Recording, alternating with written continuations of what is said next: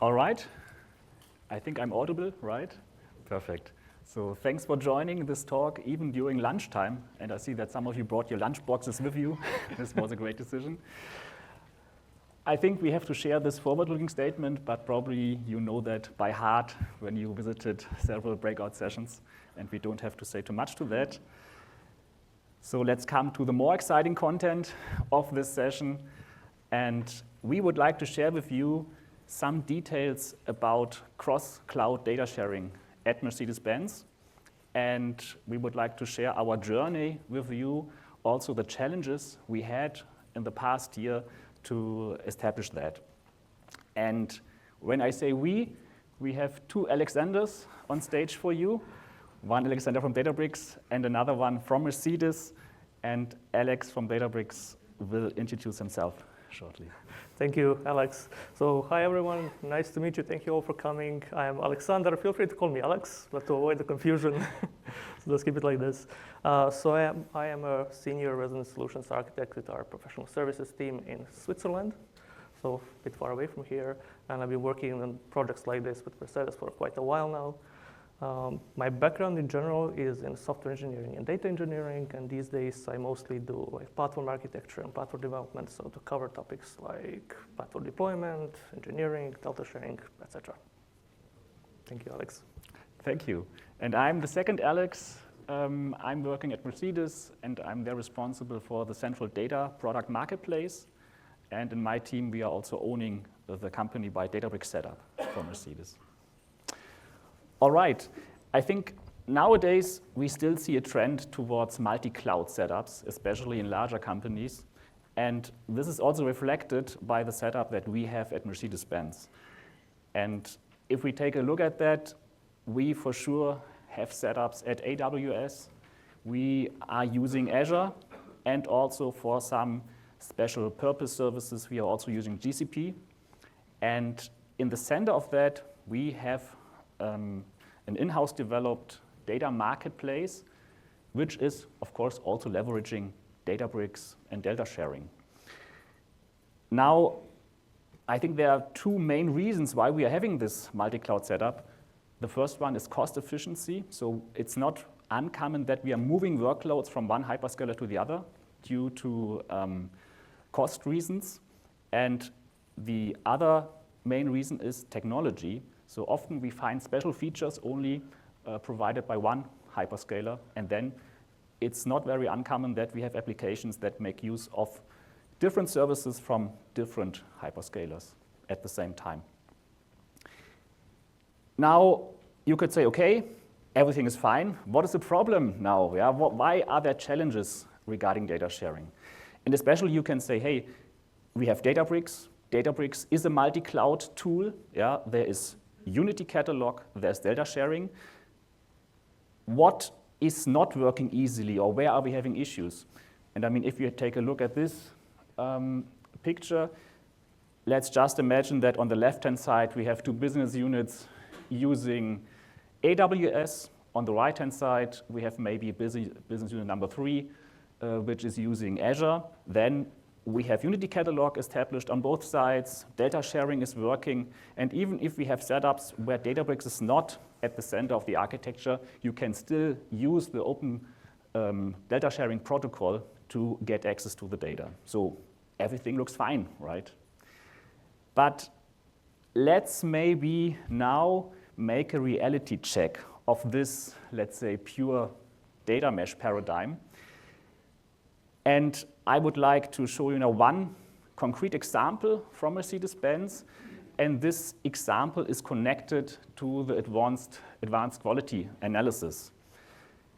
So this is, let's say, a big system we are having in after sales because we are very interested in the performance of our cars and especially how the customers are perceiving them.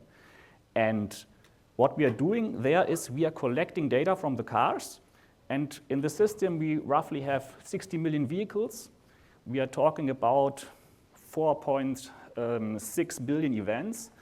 And we are collecting the data on the one hand side from workshop visits. And on the other hand side, we are getting data over the air directly from every vehicle. And this amounts up to roughly 600 terabytes at the moment. This is completely processed and hosted on AWS, and native AWS tools are used there, so everything is more or less in Iceberg format. Then, a certain subset of the data is also very important for other use cases, let it be predictive maintenance or other things. But these use cases and these projects, they are making use of Azure. So we have to make at least a subset of this data accessible also on Azure side. So far, so good. And if we take a look at this, okay, this is the situation. We have the advanced quality analysis data on AWS, and it needs to be consumed on Azure side. But there are two topics we also have to consider here. And the first one is, what about egress costs? Yeah, when terabytes of data are leaving AWS, this can get quite expensive over time. And another topic is also data formats. Yeah? Of course, Iceberg is nice on AWS side, but what about all the data consumers sitting on Azure side that are very used to Delta? And of course, they don't want to leave their roads. Yeah? They want to stay with Delta, of course. So what can we do here? And if we take even a closer look at, let's say, the cost efficiency topic, let's just make a small example here. Yeah? Let's assume, and this is roughly the situation at Mercedes, that we have 50 use cases on Azure side that need to consume roughly 25 terabytes each per month. Yeah? And when you just, let's say, do a rough calculation, this amounts to $60,000 per month regarding egress costs. Yeah? And this increases over the year, over time. So this pure data mesh paradigm, or following just, let's say, normal data sharing here, is causing lots of costs. And this means also that this direct data access is by far too expensive, especially for this very popular and large data set. So to sum it up, until now, we saw two challenges 1 year ago when we started the project together with Databricks. And these two challenges were, on the one hand side, minimizing the egress costs. So we need to have a mechanism that we can bring these egress costs down. And we also need to have a flexible mechanism that we can decide maybe we need to sync a certain data set, or maybe we just allow the direct data access. And in addition, we also want to have a proper monitoring and cost tracking, more or less in time and live, that we also can easily identify if some costs are running away. And the second requirement that we were having is the data format compatibility. Yeah? As mentioned in that example, and we have also other cases in the other way, here the data is stored in the Iceberg format. Many data consumers are sitting on Azure side, and they are expecting Delta normally. Yeah? And we have to make sure that we somehow satisfy their needs and also, let's say, provide the data in a compatible format. And with that, I hand over to Alex, who will describe a little bit more how we tackled these two challenges. Yep, thank you very much. So, going to some technical details, how we actually implemented this. So let me just quickly jump into the entire concept of data mesh. So for those who are running into this like for the first time or haven't really implemented it before, so in general, what data mesh means is that you have typically multiple what we call data domains. So different business units or different subparts of your company generate various data products. So it's usually multiple business units. They create data products, and those data products usually need to be shared with other external units, with other customers, etc. And in our case, that has to be done across cloud boundaries, right? So if you're typically within one region, that's fine. You can just leverage Unity Catalog natively for all the sharing functionality. That works wonderful. But if you need to share across the cloud boundary or across even a region boundary, then it gets a bit more complex and usually a lot more expensive. So what we do and how we implemented this is actually what Alex said. We leverage delta sharing, meaning that we use this as mostly, I would call it a highway to move the data from point A to point B.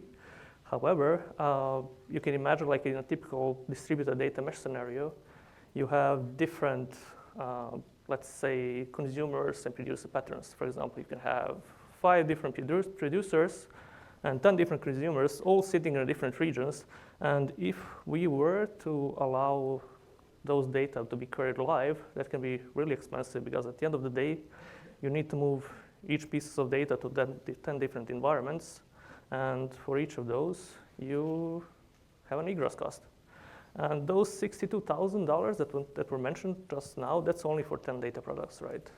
Tomorrow or in 2 years, you have hundreds of them.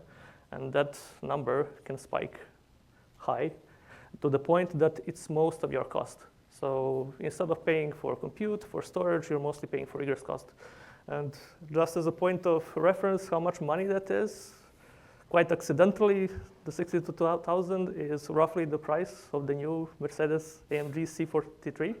You can go and buy and go to Vegas and back for the same amount of money, right? Instead of just sending a bunch of the same data every time. Yeah, so there is a very important concept when we try to access the data remotely or through delta sharing. It's called data freshness and data latency. So what data freshness means is basically how old is the data you're trying to access with regards to the source system. So if you would typically use delta sharing as you would normally do, that means you just access the source data directly. Freshness is what we would call very recent, meaning that you always access the data as it's being published by your data product producer. Of course, in that case, if your data source is in the US and you're consuming from Europe, you have some latency, like basically network latency. You can't really go around that. And for a lot of data, that can pile up, meaning that there's always that trade-off. You have to pick and choose like which one that you want at the end of the day. So how we actually went around this, instead of moving terabytes of data every day, now you have a few options to do. So if you remember, we already set up this delta sharing between these cloud regions. So we already have a channel, we can pull the data. Now the question is, how do we make sure we are not always pulling the same data or we're not doing that twice? So here, what we did is basically we're making this what we called local replicas of all the data products. So the moment the data product is needed in another cloud, we go ahead and synchronize it from data product like provider A to consumer B. And that is typically a mesh. Let's say, just for the sake of example, it's only 2 workspaces or 2 regions. You can just move data from point A to point B. Now, to make sure, again, you're not spending money, a few ways of doing this. Simplest approach that people usually take is just take the copy of everything, move it once a day. But again, we're here talking about hundreds of terabytes of data, so back to the square one. There we came up with an idea, or let's call it a solution, to leverage something called a deep clone in Delta. So it is an operation, and if you never used it, it does one very specific thing. It clones the tables. However, it only clones the differences.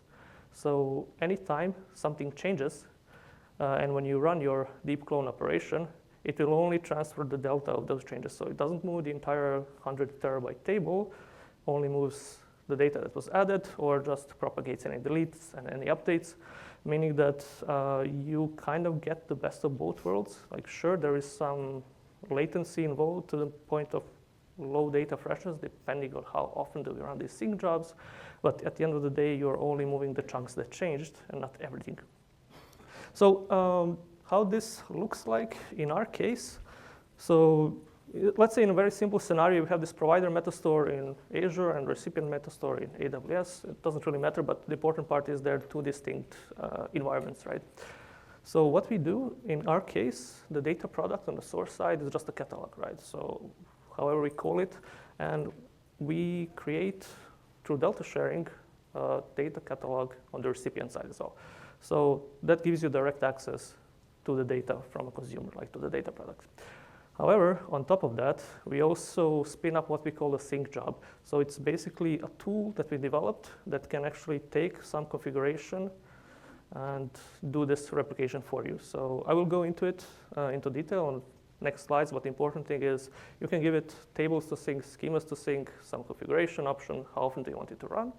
Once that gets deployed, it will continuously cycle and replicate all the changes for you. So what you end up with is having two, let's call it data sources, one which is your source data through delta sharing, and the other one is clone. So you can see it here on the slide, it's two orange boxes. Now, problem is like, how do you decide which data to use? So what we decided is basically to leave that decision to the consumers, right? So it's up to them. If they need the freshest data, they can always query the source, but they will pay the cost of egress, obviously. Or if they take the clone or the local replica, obviously the access is now more or less free, right? Of course, since we are mostly talking about time series data, and those typically tend to have hard cutoff points, you can mix and match. You can take like past 3 months of the clone data and the last 24 hours of the freshest data that just gets fetched over delta sharing. Now you have both. You can create a view on top of it, or you can just write your job to do that for you. So in general, it tends to work quite nicely with these type of use cases. Another thing that happens is that we also run a vacuum operation as an option to this deep, after this deep clone is run. So reason being that, again, we don't really need to keep the history in the clone. We are always referring to the source of truth that's shared through delta sharing. And another one, sometimes some data really needs to be removed or revoked due to GDPR reasons. For example, we need to remove a certain car from the data set. So once the data source actually removes that vehicle information, delta clone, deep clone will actually pick it up, sync it, and then after that, we just run a vacuum to clean it up. There is no real need to keep the history around. And we always keep the latest state anyway. So we kind of hit that point with the regulatory issues as well. So we mentioned costs quite a few times, but the important thing is, unless you track them, you don't really know what's going on. So that being said, how we built this sync job does two very important things. First, obviously, is syncing the data across the cloud boundaries. Second one is it can actually track the amount of data that's being moved across cloud boundaries, and we actually keep a record. So we have two specific tables here. So every time the sync job runs, it will write the statistics information, so how much data was moved, and we use that afterwards to aggregate and actually attribute the costs. So on top of these, every time the sync job is created, we actually tag it. So we tag it with a data product name, the name of the job, the name of the data domain. So for each of these runs, once they run, and they are configurable, so some of these can run once a day, some of them run every few hours. But after they run, they get written to the statistics table. And what we do, we actually have a dashboard that aggregates all these costs for each data product on the same view. So with these tags that we actually propagate to the underlying jobs that do the sync, we track both the cost of serverless, which we actually use to run them, the cost of egress, and even optionally, you could use the same tags on a data source to get like a complete breakdown of the costs. So like how long, like what's the price of creating the data set, what's the price of running the sync jobs, and what's the price for actually doing the egress here. So you kind of have this consolidated TCO on everything, and you can always drill down into it, so you can see it per data product or even per table. So we also give the breakdown on the table level, meaning that at some point, if it happens that there is a huge spike in cost for one of the data products, we can actually figure out why and when it happened. So here on the top diagram, you can actually see it. So there are a few spikes, and usually what that means, it's either a first sync or the data producer just decided to repartition everything for whatever reason it happens. So there is a significant data movement at that point. But the rest of them are really, really small. I don't know if you can see them from here, hopefully. But day to day, it's only like really minuscule amount of data being moved. So you effectively amortize the cost of this transfer over the upcoming days. And I would say for most of the data products, basically just a few spikes until the initial data transfer completes. And after that, you're just free to just move the incremental updates over time. Obviously here, just using system billing table from Databricks to track everything. So for serverless costs, it's written there, and for actual cost of egress, we do it through our own table, but at the end of the day, everything is aggregated at one place. So how this looks in practice, actually. So previously, let's say we were moving like 60 terabytes of data weekly for these 10 data products. And now only significant data movement happens when there are major source updates. So something's added, like huge amount of data added, huge amount of data removed, or we provision a new data product, right? So I would say very rare. And on egress costs from 5,000 weekly, we basically come down to 150. So that's a significant improvement. And now you can imagine, this is for the 10 data products, if you have 200 of them. Again, more expensive, but still it wouldn't be 50K per week. Let's call it 500, right? So basically everything is pretty much amortized. And we run everything on serverless. The reason for that being, so these sync jobs, there's a lot of them because we set up one between every pair of regions to keep and maintain the state. So two things to keep in mind: we don't have to worry about the cluster provisioning, cluster setup. So these jobs right now, they run in a few minutes, right? 1 or 2 minutes each. They're very efficient, they're very fast, they only move the changes. And also, by that definition, since you're not really wasting time on waiting for the cluster to start up and start processing, start working, it just drops down the price considerably. So right now it's about $20 per week to run everything. And most of these run, I would say, daily. So as that changes, the price will probably go up, but definitely not overdo it, right? So now a very important part is how do you actually implement this in production? Like, as I said, you can have 5 or 10 different providers, 20 or 30 different consumers. You need to be moving the data around all the time. And obviously, if you try doing that manually, it will probably fall apart and you'll make mistakes. So that part we automated to the extent that it was possible with a different tooling that already existed and that we also built.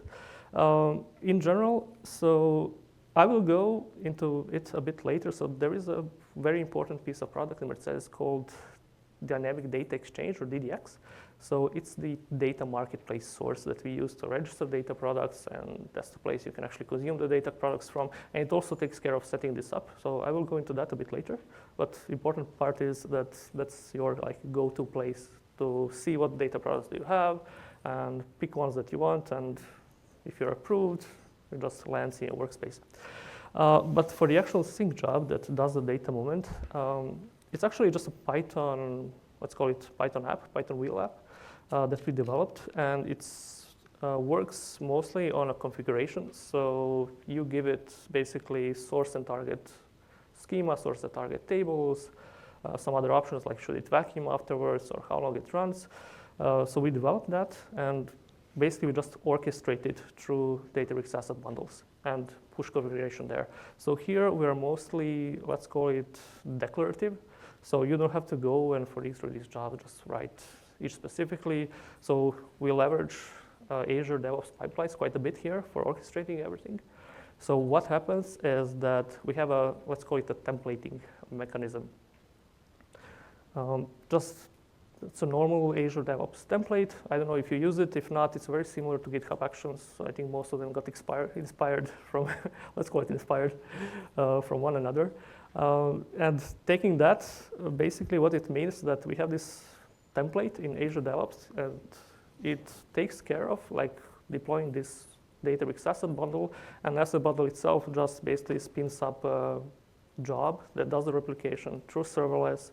It loads the artifact, this Python wheel for it, and on top of that, it just applies the configuration. So I will show you how it looks like roughly, but the important part is it looks kind of like this. So the moment you actually want to set up the replication between regions, it ends up just being created as a one file that gets checked into GitHub.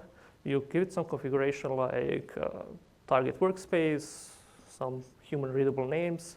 Obviously, you give it a schedule. Like, for example, this one runs every day at 2 in the morning. I'll give it some tags so you can track it and do a cost attribution and give it actual data to be synced. For example, here we are syncing the entire schema from source to target and tell it to vacuum. But obviously, if you need just a subset or some tables, that's also pretty easy to define. Just list everything that you need. And once you check this in and it gets to like your normal PR review process, Azure Dev Pipeline picks it up and uses these variables to fill the template and just deploys the job through Dab to Databricks Workspace. That's actually a target for this data product. So we made everything pretty much declarative, so it's also pretty easy to work with. So anyone can just come in and contribute, hey, I have a new data product, needs to be synced, create some configuration through it, and it just starts working, basically gets deployed. So how this ecosystem looks like. So I mentioned the DDX quite a while and quite a few times. And now this is the very important piece and very important place to actually continue working on what we are doing. So DDX itself, it's sort of a meta catalog, meaning that right now we do Databricks, but obviously you have Databricks deployment, Databricks Metastore. So you see Metastore in the US, you see Metastore in Europe, and meaning that you have to coordinate both of them somehow. Obviously, there are some changes in the product coming that's going to make that easier, but right now we do it through DDX. So both of them registered. And how this works is that you, as a data product owner, can just go and register your data product in DDX.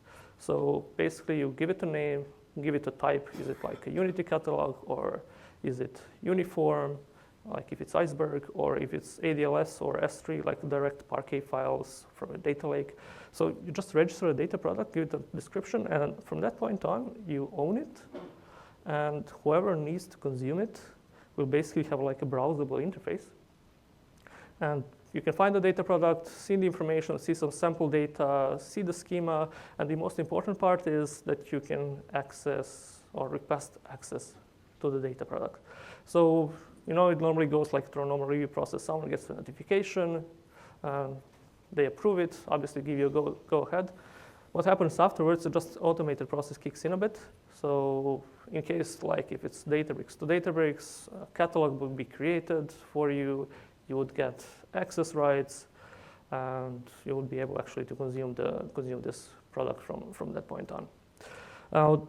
So in general, we tried making this as self-service as possible to the extent that obviously you will have hundreds of these data products going, and at the end of the day, the platform team shouldn't really be responsible to the point of who uses what, but just enable producers and consumers to actually work together. Because at the end of the day, the goal is to really make this as straightforward as possible, as efficient as possible. Just to, at the end of the day, just remove any roadblocks and allow people to work with the data they need, and irrespective of wherever it is.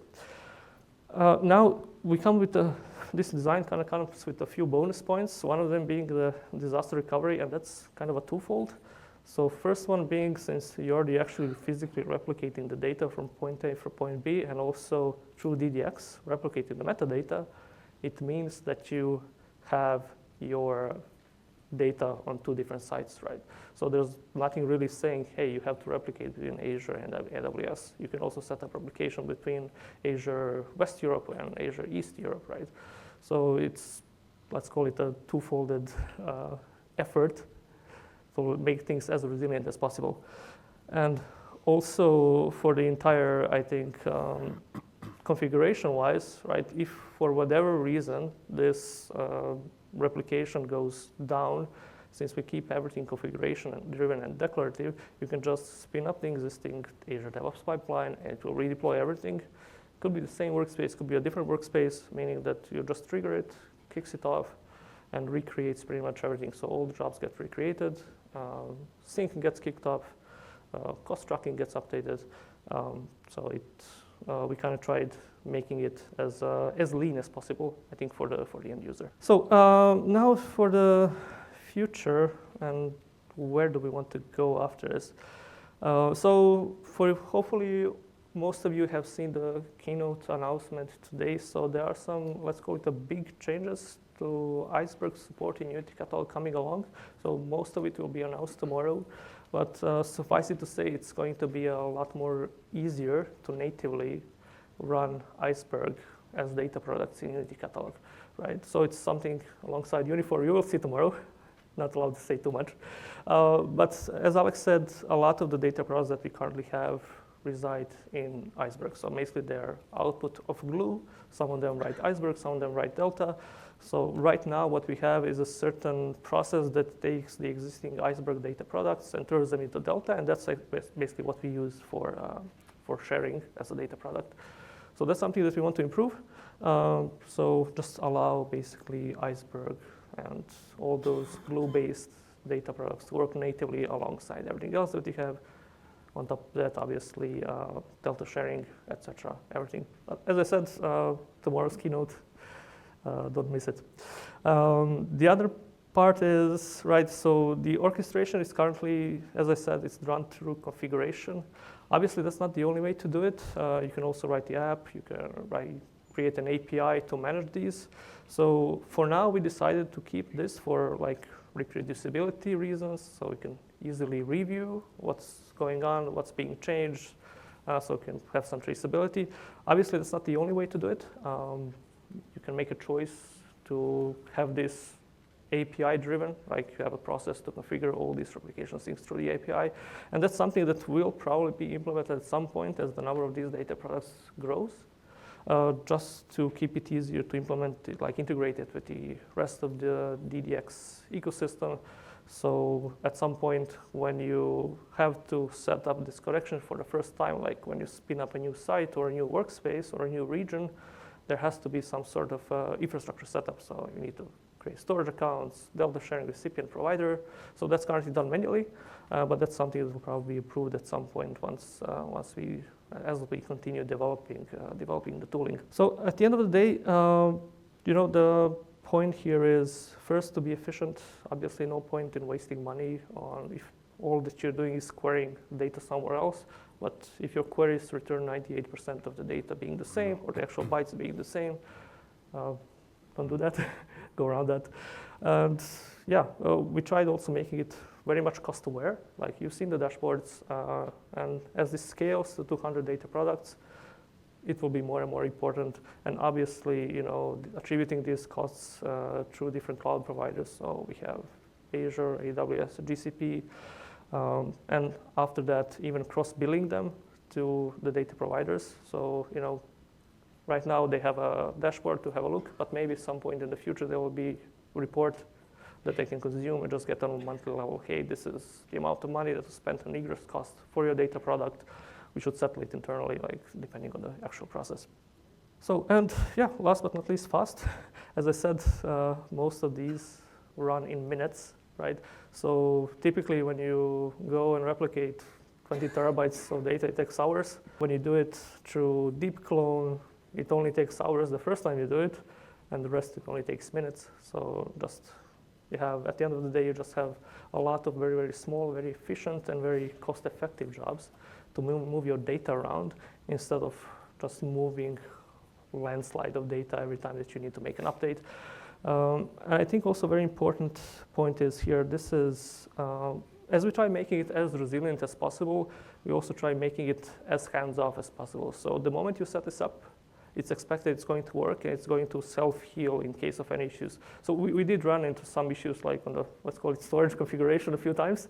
But at the end of the day, any issues that happen, like replication broke half the way for whatever reason, like network connectivity, the next time the job runs, or actually we have the auto run, like retries already set, it'll just go and correct any changes, because at the end of the day, what deep clone does, it just tries to make the source and target as 100% consistent between them.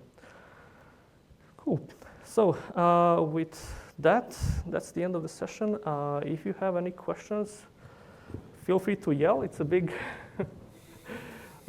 big audience. Thank you.